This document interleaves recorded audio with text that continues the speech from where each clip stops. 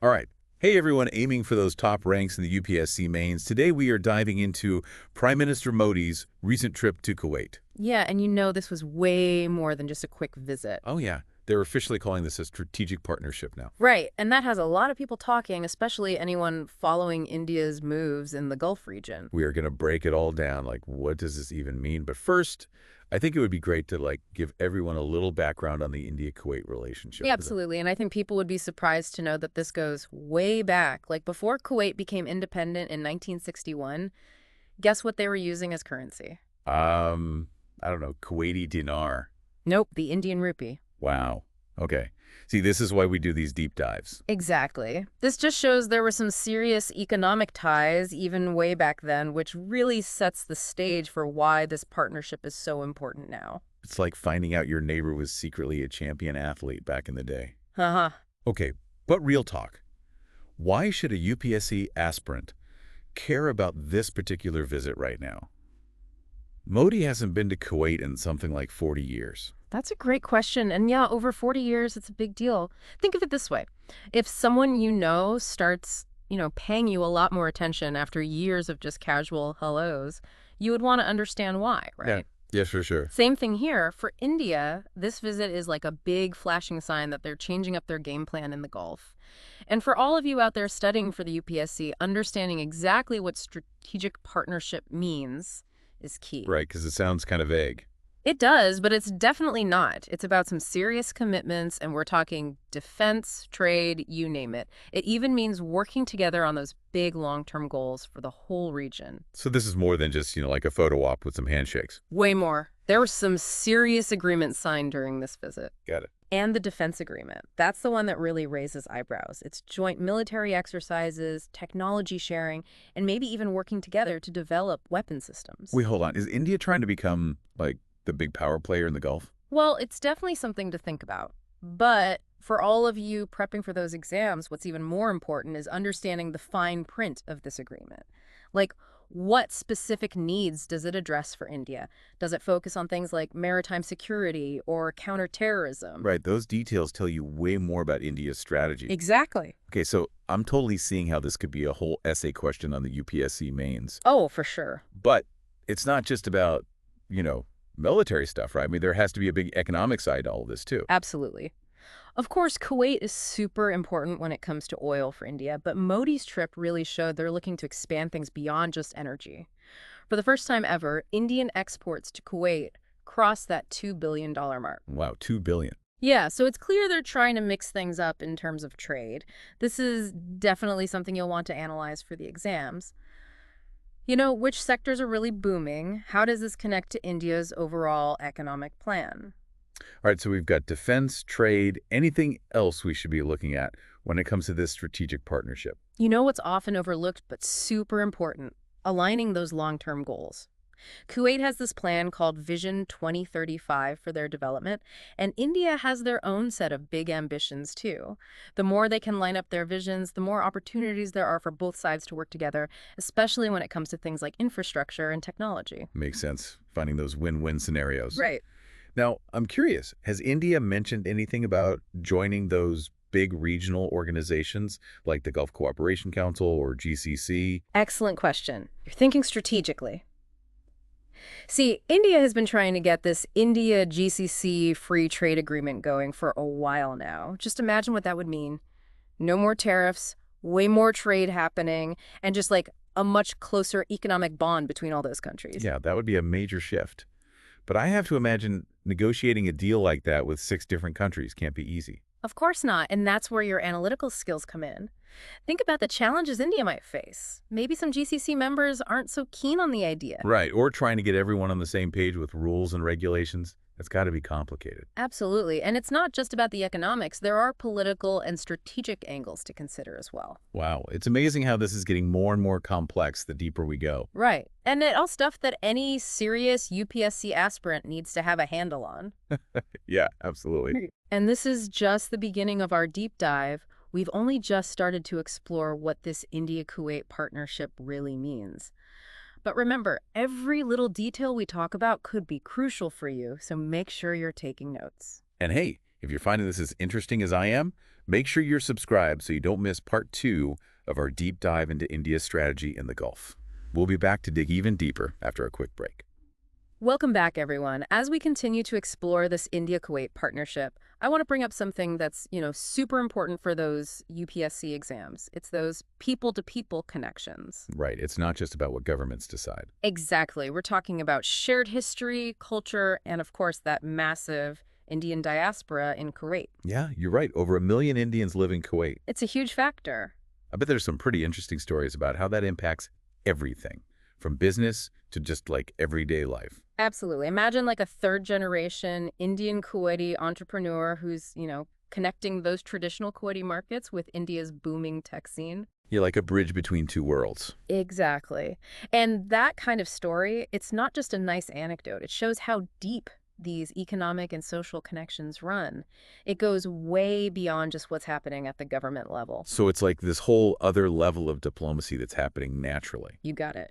Now, we've talked about all the good stuff, the opportunities and all that, but what about the potential downsides?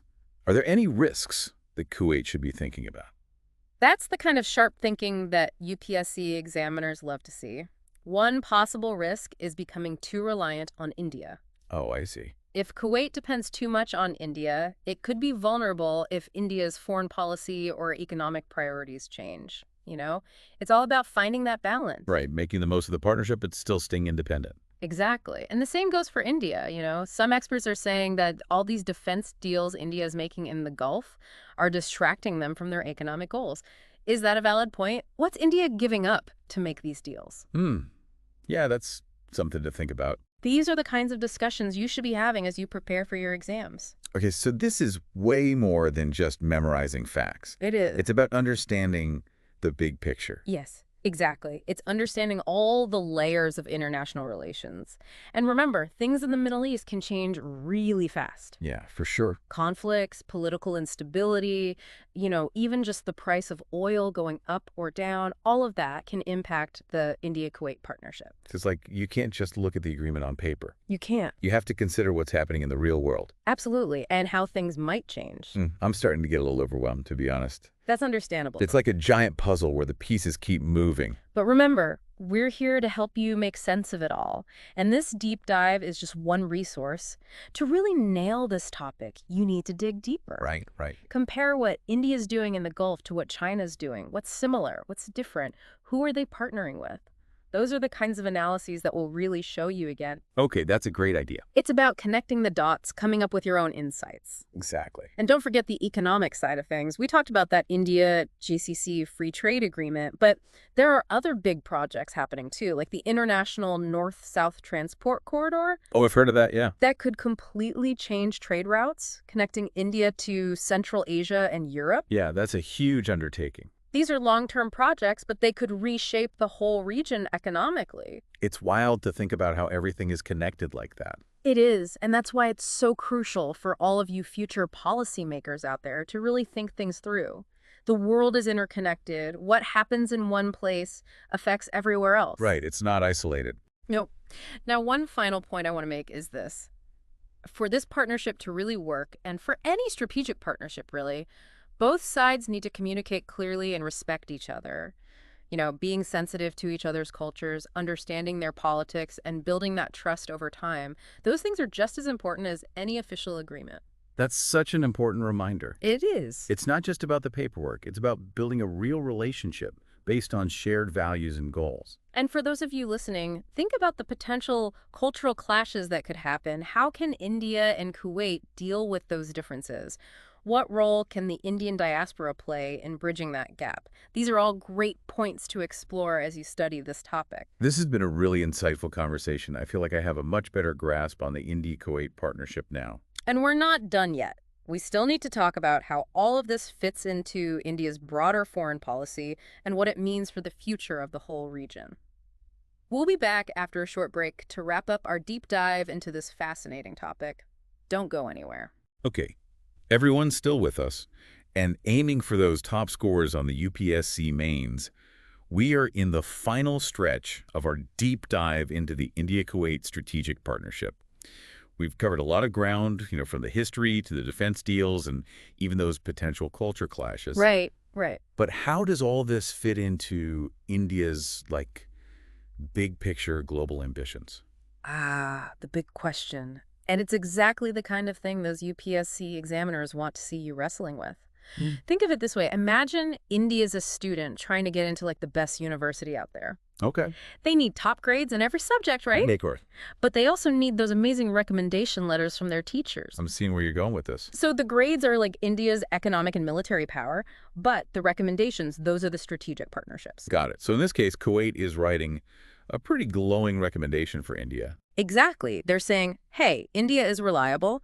They're committed to keeping things stable in the region, and they're going to be a major player here in the Gulf. That kind of support matters, especially when India is trying to boost its influence on the world stage. So it's not just about, showing off how strong you are. Nope. It's about building trust and credibility. Exactly. And for all of you future diplomats out there, understanding that balance between, hard power and soft power, it's crucial. Right. It's not just about knowing the facts. You have to understand how those facts make other countries view India. It's all connected. It's like a big game of chess. Every move has all these other implications. Totally. And the Gulf region, that's like a really complicated chessboard. Oh, absolutely. You've got different countries vying for power, alliances changing all the time, and these long-standing rivalries. India has to navigate all of that really carefully. And this partnership with Kuwait is just one part of their overall strategy. So what are some of the other parts of that strategy? What should UPSC aspirants really be paying attention to? Okay, here's a challenge for you. Compare how India's approaching the Gulf to how China's approaching the Gulf. What are the similarities? What are the differences? Who are they teaming up with? Answering those questions will really show you understand the dynamics in the region. That's a great assignment. It's about looking beyond the headlines and digging deeper. Exactly. And remember the economic side of things. We talked about that India-GCC free trade agreement, but there are other things happening too, like the international north-south transport corridor. Right. That could totally change trade routes connecting India with Central Asia and even Europe. Yeah, it's a massive project. It is. These are long-term projects, but they have the potential to completely reshape the economic landscape of the whole region. It's kind of mind-blowing to think about how those ripple effects play out. It is, and that's why it's so important for all you future policymakers to think strategically, to consider those long-term consequences of every decision. The world is interconnected. What happens in one place affects other places. Yeah, for sure. This has been a really insightful deep dive. I hope everyone listening feels like they've learned something valuable for the UPSC mains, but also gained a better understanding of India's place in the world. Absolutely. And to everyone listening, remember, this is just the beginning of your journey. Keep asking those tough questions, keep exploring those different viewpoints, and most importantly, never stop learning. Couldn't agree more. And hey, if you're enjoying these deep dives into global affairs, don't forget to hit that subscribe button and share this episode with your friends who are also studying for the UPSC. We'll be back with more insights from experts and exam-relevant discussions. Best of luck with your studies, everyone, and we hope you all ace those UPSC mains. Keep those brains sharp, and we'll see you on our next deep dive.